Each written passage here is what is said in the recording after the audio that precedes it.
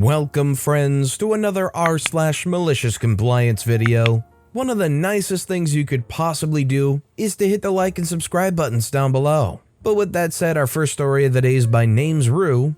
Well, this is Red Lobster, and we do things the Red Lobster way. Said by my manager before navigating us by the book straight into a blizzard of poop.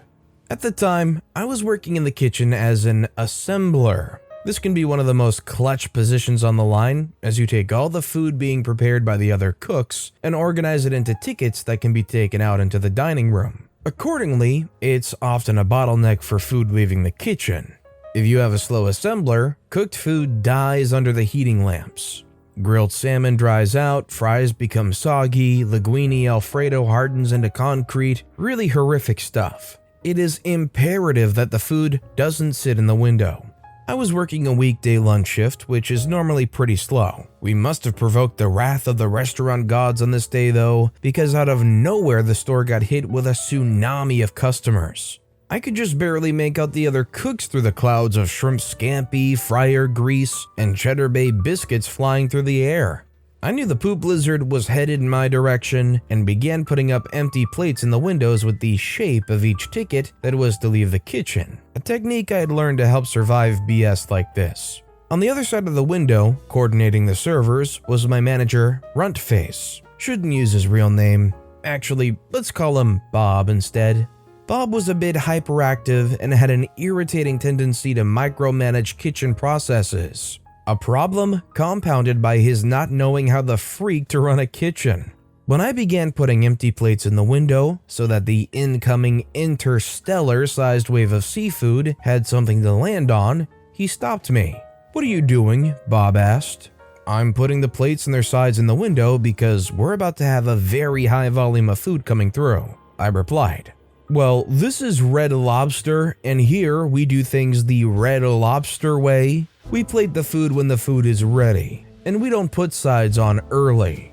I tried explaining that the Red Lobster way was designed by sentient suits and ties physically incapable of holding a spatula, that our sacred way, as dictated in the Good Book of Employee Training, had died in the trenches of last year's endless shrimp special. That, while I appreciated the job, I wasn't prepared for an honorable death at the hands of this rush to uphold its most obscure tenets. But he wasn't having any of it. Bob insisted that I take the plates out of the window, only pass in plates and tickets that were 100% completed.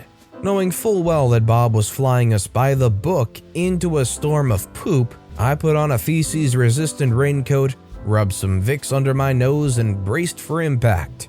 30 minutes later, the window was chaos. Finished food was left dying in the wings of the window, while I, swiftly enough to avoid reprimand but with the fatalistic mechanical motion of a flood pump removing water at a fraction of the rate at which it's arriving, plated up one finished ticket at a time.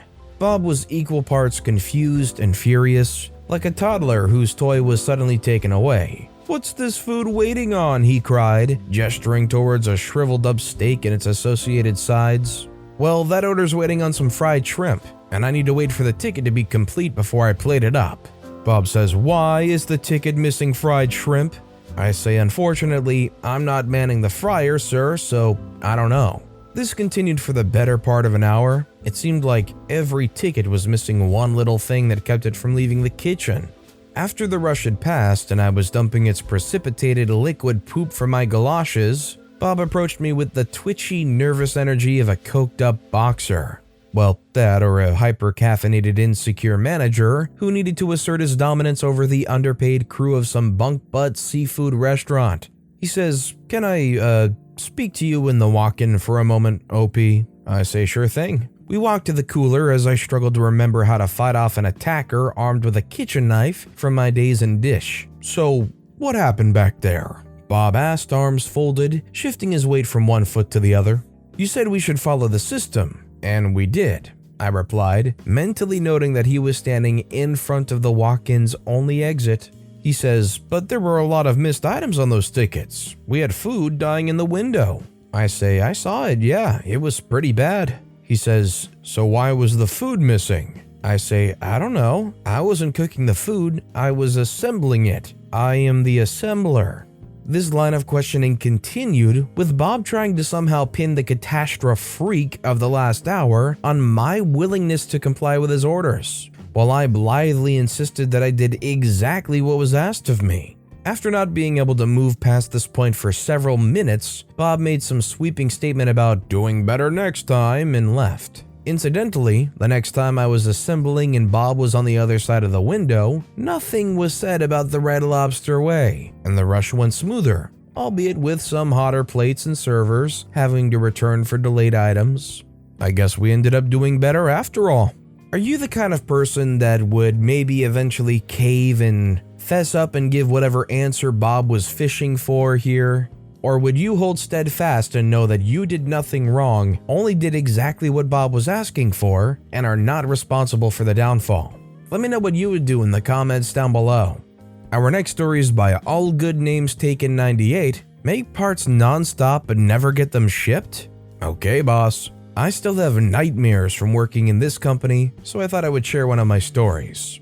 I worked at a factory that I absolutely loved. Loved the boss, my manager, now called Head AH, really knew his work and would teach anyone that showed enthusiasm. But then the company merged and we suddenly had in my section 3 managers trying to prove their worth, who all turned into massive AHs. The place quickly turned into every man for himself. For example, the 10 minutes I spent patching up a coworker before he went to the hospital came at the cost of being screamed at, then forced to stay back to make up for my timesheets being out.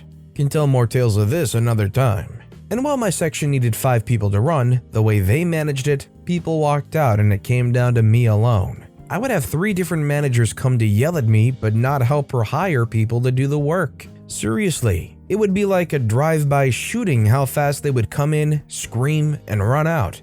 I was desperate to quit, but living paycheck to paycheck, things were brutally hard. My role was to run a CNC router, but I had to run 2 of them as I'm now alone. Complete the parts and get it ready to send to the customer. Often from start to ship, my parts are only handled by me. This is not normal. Normally you would have someone to help complete the parts. As I'm alone, I have to keep up with the machine. It makes sense to have the machine off at times during the day while I get things completed. You could expect the screaming if the place was messy at the end of the day. Ballistic screaming. Now for the story.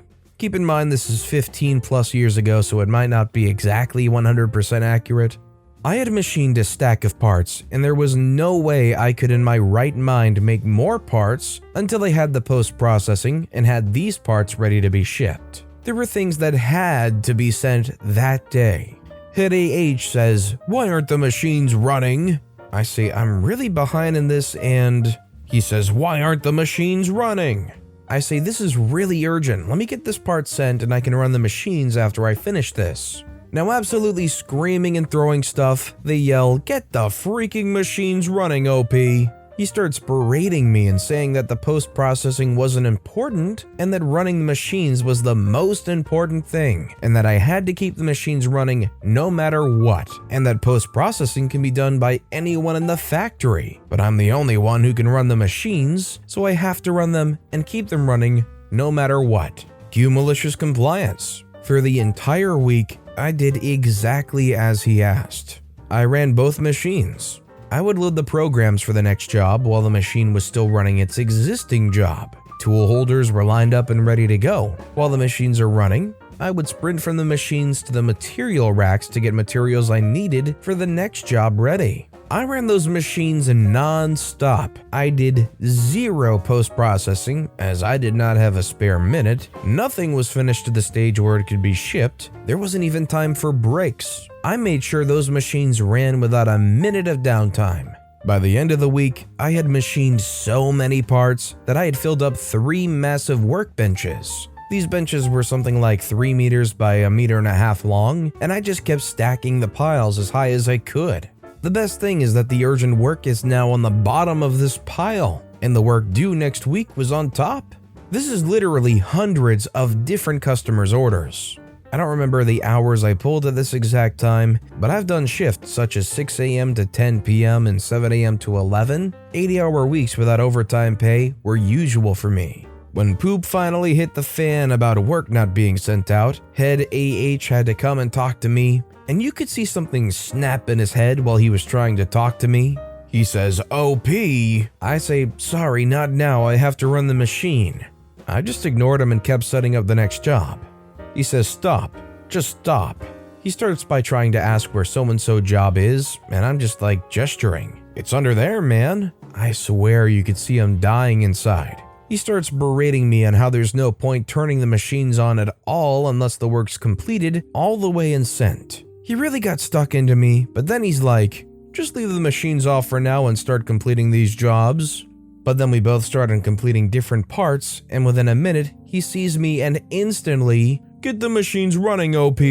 And I think it's here when he realized that it's all his fault, and as I'm walking back to the machine, I swear he looks up at the roof, screams, freak, and it's as if his soul left his body. And I'm laughing hard remembering this. He yells at me, leave it off. And as I start finishing parts again, he looks at me and he's about to say the line again, but instead looks up at the roof and screams again. It was like every time he saw me, he wanted to say it. He lasted maybe 10 minutes before he couldn't take it anymore, stormed off, and sent someone over to help. But all the urgent work was buried deep. We had to complete non-urgent work first to get it out of the way so that we could find it. And guess who suddenly left work on time every day and stopped working weekends? In short, with people helping me, it took over 2 weeks to catch up and clear the backlog. Those urgent parts were at least 2 weeks late. It took a lot longer for the schedule to return to normal. You know, in this situation, I'm wondering if it was kind of a perpetual going downhill kind of thing. Like, did this manager have something above him that was constantly berating him, pressuring him? Or was it all in all just him being a totally incompetent manager, expecting superhuman production from a regular human? And our final story of the day is by Badocato. Only clock in 5 minutes early? Okay. This was only a small victory at the absolute worst job I've ever had, but it was a victory nonetheless. I worked at a small local bank that was constantly understaffed. I was always forced to work overtime because I had a boss that was getting close to retirement and just didn't give a care anymore. So I was the one who had to stay behind and help newbies figure out why their tills were $200 short. I asked for a raise, pointing out all the responsibilities she had been slowing putting on me and no one else, but was denied. On top of that, the customers were disrespectful and the manager over my boss was the single most awful person I've ever worked under. I'm a hard worker. I'm always trying to go the extra mile, so when my raise was denied, and in a pretty rude manner at that, I had a difficult time pulling myself back so I wouldn't become too jaded. If you pay me the bare minimum, I'll do what was expected and not an inch more. Another teller and I had been putting in so much overtime, again short-staffed, that the boss instated a new policy. You can only clock in 5 minutes before the bank opens or 5 minutes before your time on the floor begins. This works out for a normal teller in the walk-in lobby, since the boss opens up the vault and does the other setup responsibilities in the morning.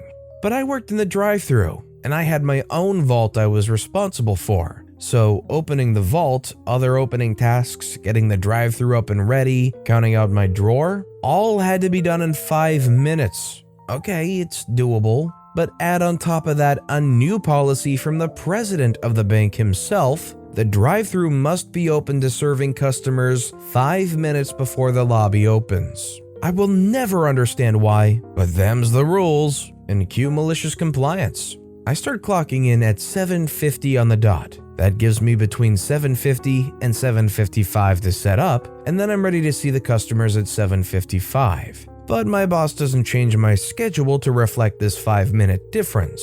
After about 2 weeks, I check my timestamps and notice she's changed all my clock-in times from 7:50 to 7:55. This place was so petty that they felt the need to steal 5 minutes of my time every day. That's 25 minutes a week, and yes, that matters.